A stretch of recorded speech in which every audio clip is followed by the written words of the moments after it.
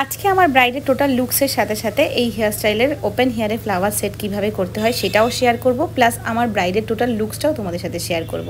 আগেও রিকোয়ারমেন্টটা জানি।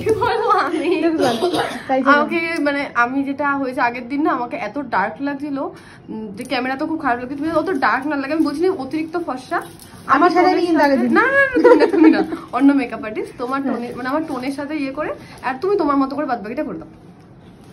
আমি কিন্তু দেখতে খুব একটা ভালো না, মোটামুটি ডার্ক লাগে না, আমার ভালো লেগেছে, ছবি দেখলাম তো ক্যামেরায় খুব ডার্ক এসেছে, মানে যারা সামনে সামনে চোখের তলার কাজলটা না খুব খুব বেশি ইয়ে হয়ে গেছিল। এবার বলি ফ্লাওয়ারটা কিভাবে সেট করেছিলাম। এরকমভাবে একটা ডোনাট নিয়েছিলাম, যেটাকে আমি কেটে নিয়েছি ডোনাটটাকে, তারপরে সেটাকে আমি এইভাবে হেয়ারের মধ্যে ইউপিন দিয়ে সেট করে নিয়েছি।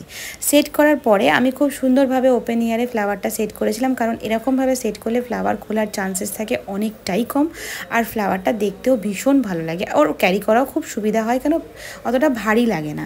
যারা মেকআপ আর্টিস্ট আছো তারা তো জানোই, আর যারা মেকআপ আর্টিস্ট নাও তারা নিজেদের বাড়ির লোকজনের উপর এটা একবার ট্রাই করে দেখতে পারো, ভীষণ সুন্দর লাগে। আর তার সঙ্গে সঙ্গে আমার ব্রাইডের টোটাল লুকসটাও তোমরা দেখে নাও ওকে কেমন লাগছে। ও তো ভীষণ খুশি ছিল, ও যে কি করবে ও বুঝতেই পারছিল না। আর ওর রিভিউটা আমি কখনো তোমাদের সাথে একবার শেয়ার করে দেবো। ওর হাসি দেখে আশা করি বুঝতেই পারছো ও কতটাই হ্যাপি ছিল। আর আমার এই ভিডিও দেখে যদি তোমাদের কারোর কোনো উপকারে লাগে অবশ্যই কিন্তু আমাকে একবার জানিও, তাহলে আমারও ভালো লাগবে জিনিসটা জেনে।